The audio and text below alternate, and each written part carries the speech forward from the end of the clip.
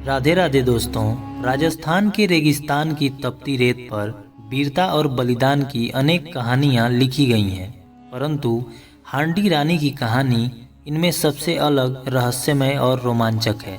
यह कहानी एक ऐसी रानी की है जिसने प्रेम, त्याग और कर्तव्य की नई मिसाल कायम की।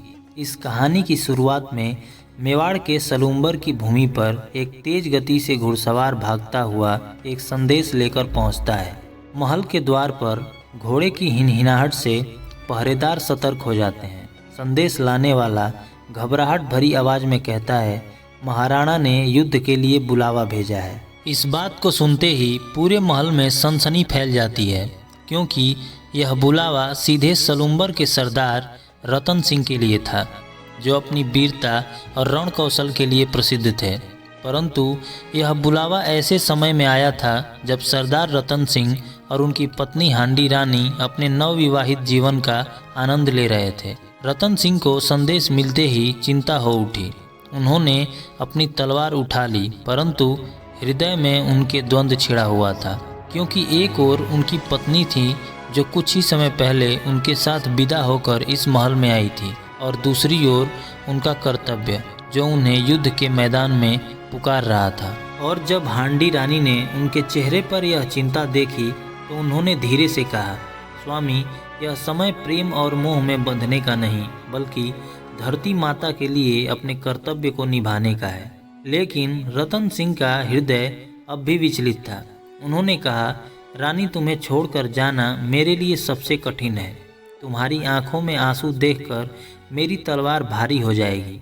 इस पर रानी ने एक पल सोचा और कहा, यदि मैं आपके साहस में बाधा बन रही हूँ तो मैं आपको अपनी स्मृति का ऐसा चिन्ह दूंगी जो आपको कभी विचलित नहीं होने देगा। यह सुनकर रतन सिंह चौंक गए।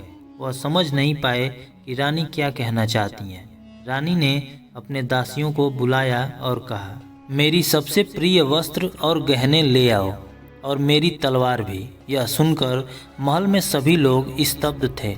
किसी को समझ नहीं आ रहा था कि रानी करने क्या वाली हैं। दासियां कांपते हुए उनके आदेश का पालन करती रहीं।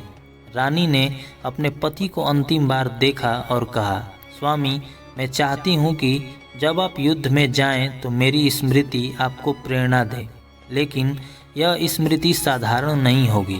इतना कहकर रानी ने अपनी तलवार उठाई और अचानक से महल के भीतर एक चीख गूंज उठी। कुछ क्षणों तक सब मौन थे। फिर एक दासी कांपते हुए एक थाल बाहर लेके आई। थाल को बड़े ही खूबसूरती से सजाया गया था और उसमें रानी हांडी का सिर था। दासी ने सिर को रतन सिंह के सामने रखते हुए कहा, यह हांडी रानी का उपहार है।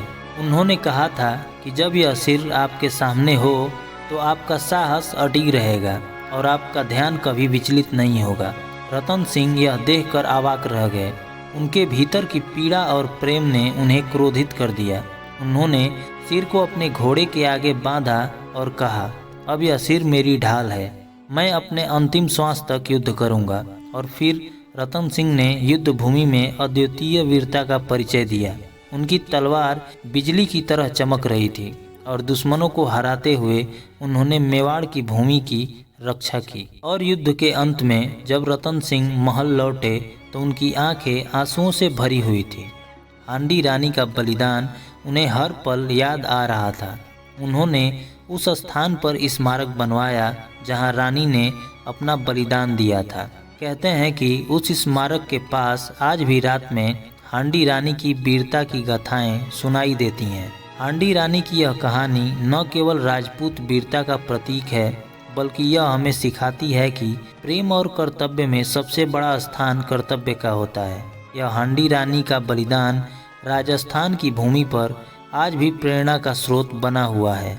तो दोस्तों, हमें पूरा उम्मीद है कि इस मोटिवेशनल स्टोरी से आपको शिक्षा और प्रेरणा मिली होगी। और अगर आप चाहते हो कि ऐसी ही मोटिवेशनल स्टोरी आपको मिलती रहे तो आप बिल्कुल सही जगह हो।